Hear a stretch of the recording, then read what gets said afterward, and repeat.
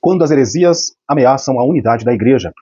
Somos cristãos, a encarnação do Verbo, Deus é trino, Jesus é Deus, o Filho é igual ao Pai, as naturezas humana e divina de Jesus. Esses todos são temas das lições que nós estamos passando por esse trimestre, esse primeiro trimestre de 2025, e eu tive aqui a ideia de fazer um resumo de todas as heresias que nós estamos estudando nesse trimestre. Então, hoje é dia 5/3, dia 5 de março, meia-noite 33, estou eu aqui gravando esse resumo da nossa revista do primeiro trimestre de 2025. Muito bem, eu acredito que possa ser interessante para você que estuda a Palavra de Deus e que gosta, né? Não só estuda, mas você que tem amor a isso e realmente quer aprender. Bom, então eu vou começar aqui da lição 1 até a lição 13, falando dos pontos principais, falando ali das heresias, mas é claro que em algumas lições o assunto não é propriamente a heresia, né? Não é a questão da apologética, mas sim um ponto e outro que o autor colocou, né? A CPAD definindo, fez a revista dessa forma. Então vamos lá. Na lição 1, nós falamos aqui a respeito, o tema é justamente, como eu comecei o vídeo, quando as heresias ameaçam a unidade da igreja. E qual foi a heresia que foi falada no capítulo 1? O que é apologética, né? Falamos da apologética, então falamos, não é heresia, é o estudo, né? Então nós falamos o que é heresia, o que é apologética, para introduzir esse trimestre. E eu vou aqui falar alguma coisa que eu anotei. Então o termo apologética provém do substantivo grego apologia, que literalmente significa defesa, resposta, e aparece 8 vezes no Novo Testamento. A apologética cristã é a defesa da fé por meio de argumentos racionais e fundamentados.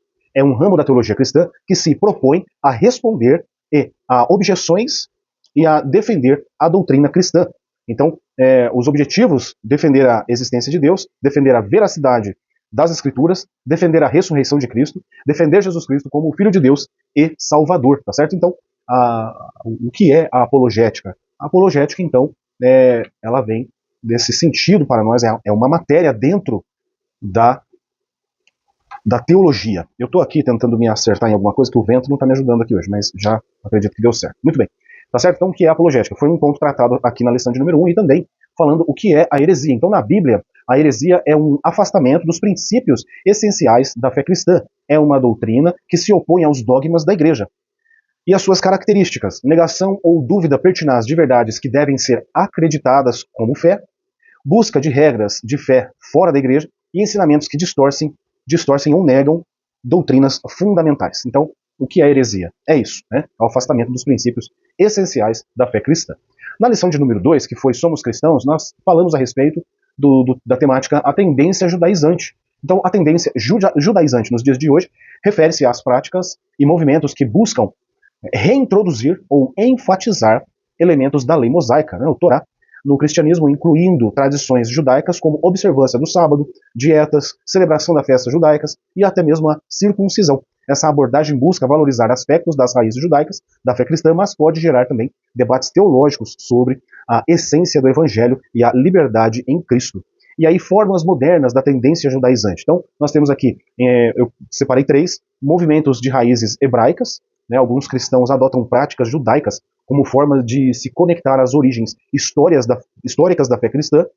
O ponto 2, comunidades messiânicas, judeus convertidos ao cristianismo, que mantêm algumas tradições judaicas como forma de preservar sua identidade cultural.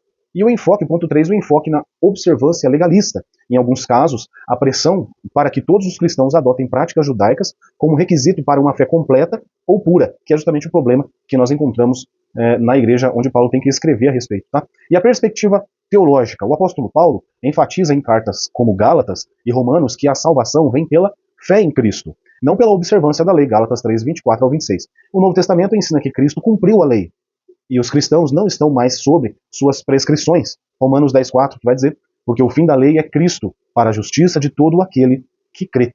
Então, esse foi o tema principal abordado na lição de número 2. Na lição de número 3, nós temos o tema a encarnação do Verbo, que vem falando qual a heresia que foi apresentada nessa lição. É o docetismo, que é a mais antiga heresia da história da igreja e consiste em negar que Jesus tivesse tido corpo físico humano. Sua humanidade era simplesmente uma aparência como um fantasma.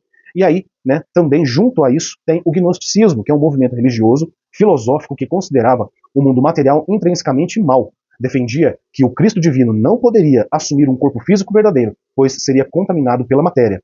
E propagava a ideia de que a salvação viria através do conhecimento secreto. Na lição de número 4, que tem o tema Deus é Trino, nós tratamos então as heresias do unicismo e o unitarismo, né? Que falam ali onde só Jesus é Deus, né? Então, o unicismo e o unitarismo são doutrinas teológicas que negam a trindade, defendendo que Deus é uma única pessoa que se manifesta de maneiras diferentes, como Pai, Filho e Espírito Santo, em momentos distintos. É amplamente associado aos movimentos Só Jesus, ou pentecostais do nome de Jesus, e tem suas origens nos primeiros séculos do cristianismo, mas foi reavivado no início do século XX. Até, né, a revista tem como o seu subtítulo aqui embaixo, dizendo que combatendo as antigas heresias que se apresentam com nova aparência. Então é justamente disso que se trata o nosso trimestre. Falar a respeito da apologética, sermos apologistas, né, sabermos então defender a nossa fé, falar a respeito das heresias e onde elas estão encaixadas hoje, que são heresias antigas desde os primórdios. A lição de número 5, nós temos o tema Jesus é Deus. E aí aqui nós tratamos então a respeito do arianismo, que foi uma heresia cristã que negava a divindade de Jesus Cristo. Essa doutrina foi fundada no século IV por Ário, um presbítero de Alexandria, no Egito. As principais características do arianismo: considerava que o pai criou o filho, que lhe seria subordinado, negava a consubstancialidade entre Jesus e Deus Pai, e reduzia a divindade de Cristo. Essas são as características do arianismo. Depois da lição de número 6, o filho é igual ao pai, e nós viemos falar a respeito do subordinacionismo. Né? Nós até já vimos um pouco ali, vemos que no arianismo já é algo que já existe ali no arianismo, mas não de forma tão grande como foi depois ele, né, realmente vindo à tona de uma forma mais direta quanto à pessoa de Cristo. O subordinacionismo foi uma crença cristã primitiva que considerava Jesus Cristo o quê? Subordinado a Deus, o Pai. Essa ideia é considerada herética pelas igrejas ortodoxas, pois contraria a doutrina da Trindade. A explicação, o subordinacionismo, era a crença de que Jesus Cristo era subordinado a Deus, né, em essência ou em função. Ou seja, Jesus não era Deus como nós entendemos que a Bíblia tem essa base clara e nítida, né? Muito menos então também na função, é o que o subordinacionismo eles acreditavam. Calvino atacou os que, embora confessassem que há três pessoas, falam do Pai como o doador da essência. Calvino considerava que isso derrubava o filho de sua posição, pois implicava que o Pai é Deus e de uma forma que o Filho não é. Os estudiosos modernos concordam que esta era uma forma do século XV do que hoje é chamado de subordinacionismo. O subordinacionismo implica o triteísmo, três deuses separados. Ou seja, nós entendemos que pela doutrina da nossa igreja, a base, né, o nosso credo, ele afirma que não, que Deus é um Deus trino, não é isso? Que a trindade, ela existe, ainda que não esteja escrita a palavra no texto sagrado, é nítida a trindade no céu devido à base bíblica que nós temos para poder afirmar isso. Na lição de número 7, as naturezas humana e divina de Jesus. Então, nós falamos das heresias nestorianismo e monofisismo na lição de número 7. O nestorianismo e o monofisismo são heresias cristãs que surgiram no século V depois de Cristo e provocaram divisões na igreja. É lógico, né? Com certeza. Defende que Jesus Cristo tinha duas naturezas independentes, uma divina e outra humana. Foi proposta por Nestório, patriarca de Constantinopla, entre 428 e 431. Foi condenado pelo primeiro concílio de Éfeso, em 431, e resultou no cisma nestoriano, que separou igrejas nestorianas da igreja ortodoxa. O rito nestoriano sobrevive na igreja do Oriente, que predomina na Síria, Turquia, Irã, Iraque e Índia, tá certo? Esse é o nestorianismo, né? A teoria de Nestoriano.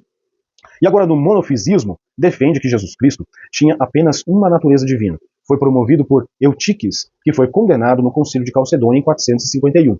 O monofisismo foi popular na Síria, no Levante e na Anatólia, que é a atual Turquia. O monofisismo se dividiu no século XV, com um grupo que se tornou católico e outro que manteve suas tradições. Na lição de número 8, Jesus viveu a experiência humana. Esse vídeo eu não tenho, essa aula eu não tenho vídeo aqui no canal por diversas questões, mas estamos aqui falando, e aí acabou que eu não fiz o vídeo, porém eu tive que fazer a aula, e aí estudei toda a lição, fiz tudo da mesma forma, tá certo? Então, na lição de número 8, Jesus viveu a experiência humana, vem falar então das heresias do apolinarismo e do monotelismo, tá certo? O apolinarismo e o monotelismo são duas heresias cristológicas. O apolinarianismo foi proposto por Apolinário, de Laodiceia, em 310 a 390. Defendia que Jesus tinha um corpo humano, mas uma mente divina. Negava que Jesus tivesse uma mente humana.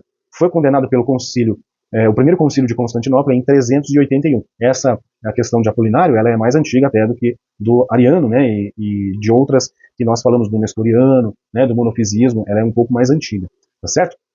E a igreja, né, condenou essa heresia porque compromete a salvação e a união hipostática. E o que é a união hipostática? Então, união hipostática é uma doutrina cristã que ensina que Jesus é Deus e homem ao mesmo tempo, sem que suas naturezas se misturem. A união hipostática é uma graça santificante para a humanidade, pois pela humanidade de Cristo, a humanidade pode ser unida à divindade, tá certo? Então, quando a gente fala que Jesus é 100% homem, 100% Deus, né, eu gosto mais da expressão completamente homem e completamente Deus, nós estamos falando então dessa união hipostática, onde é uma pessoa, né, com essas duas características, ou seja, Jesus ele é homem e também é Deus. Ele sente as mesmas questões que todo homem sente, mas ele é Deus todo-poderoso, porque é da mesma essência, né? Muito bem. E o monoteísmo foi uma heresia que surgiu no cristianismo. Foi defendida pelo patriarca Sérgio I de Constantinopla. Afirmava que Jesus tinha uma vontade, embora duas naturezas.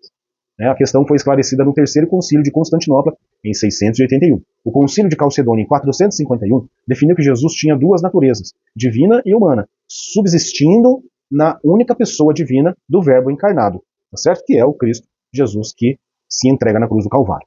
A lição de número 9, ela tem um tema, quem é o Espírito Santo? E aí a gente viu as heresias contra o Espírito Santo. Eu coloquei aqui a respeito dos arianistas, né, o que eles tinham a sua crença, e também dos tropicianos, tá certo? Então o arianismo é uma heresia cristã que negava a coeternidade do Espírito Santo, contrariando a doutrina trinitária, a controvérsia sobre a divindade do Espírito Santo, né? Então a controvérsia foi um dos conflitos teológicos do século IV depois de Cristo. A maioria das seitas do cristianismo hoje são descendentes daqueles que se opuseram ao arianismo. O catolicismo, a ortodoxia e a maior parte do protestantismo sustentam que Jesus Cristo é uma pessoa distinta, gerada por Deus Pai.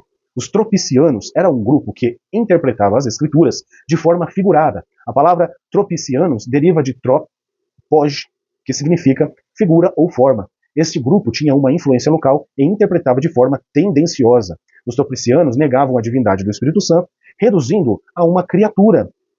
Essa heresia foi rejeitada pela Igreja, que reafirmou a Trindade. Hoje ainda existem grupos que negam a divindade do Espírito Santo. São aqueles grupos que falam que o Espírito Santo é como que uma força ativa de Deus. Mas nós entendemos que o Espírito Santo é uma pessoa. O Espírito Santo tem a mesma essência de Deus, a mesma essência de Cristo. É por isso que cremos então na Trindade, né? Então o Espírito Santo não é uma força ativa, e sim uma pessoa a qual você se comunica, você conversa com ele, você louva o Espírito Santo. Ele é o nosso ajudador, né? Isso tem tudo, uma série de coisas a ser falada do Espírito Santo. E é até interessante, né, que na Bíblia fala que existem pecados que são perdoados e outros não. E um que não é perdoado é aquele que blasfema do Espírito Santo. O que é blasfemar do Espírito Santo? É atribuir a obra que ele faz, a obra de Deus, um milagre, a santificação, atribuir ao inimigo. Tá? Dizer que aquilo foi feito pelo inimigo. Nós temos casos, passagens que na Bíblia conta justamente isso que eu estou falando, que é feito onde foi então que blasfemaram contra o Espírito Santo.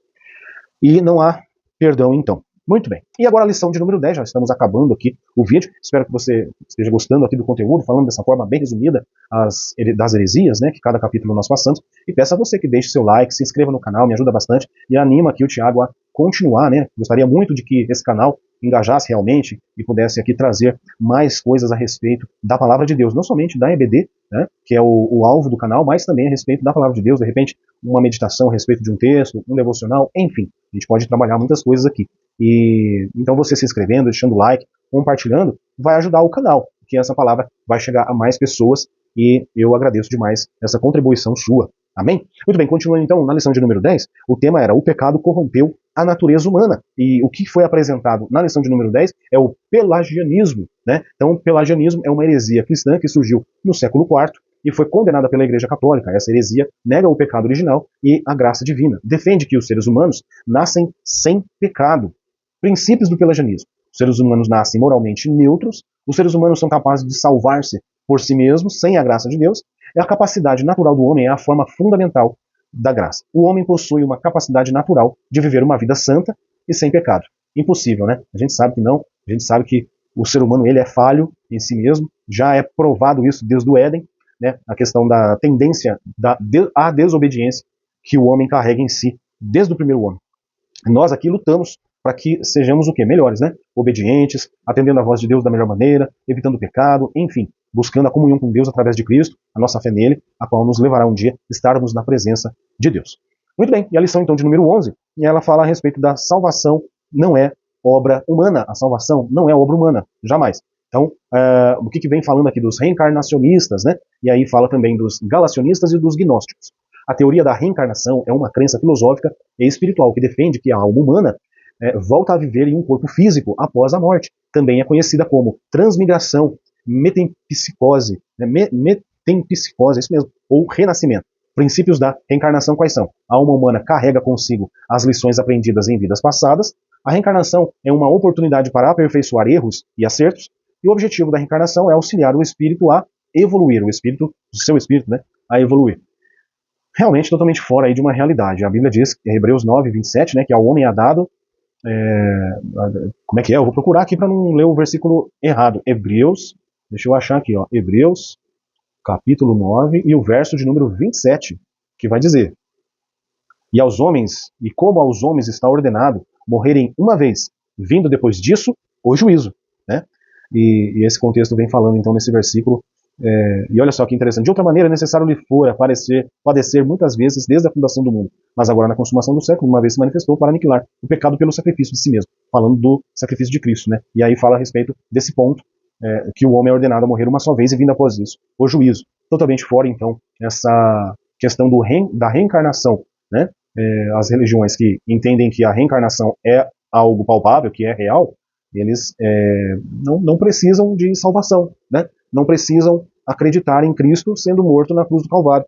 Não precisam da Bíblia, porque a Bíblia fala justamente disso, de Jesus sendo o sacrifício que Deus envia por causa do seu amor à humanidade, ao homem, né, para que nós possamos alcançar a salvação e um dia estarmos junto com ele. E aí os reencarnacionistas dizem que não há essa necessidade, né? A encarnação é uma oportunidade de aperfeiçoar os erros, e o objetivo é de o quê? De uma evolução do espírito, ou seja, totalmente fora de uma realidade bíblica. E os galacionistas, né, são judeus convertidos ao cristianismo que queriam que os gentios observassem a lei de Moisés como condição para a salvação. A verdade bíblica é que pelas obras da lei nenhuma carne será justificada, já diz Gálatas 2,16.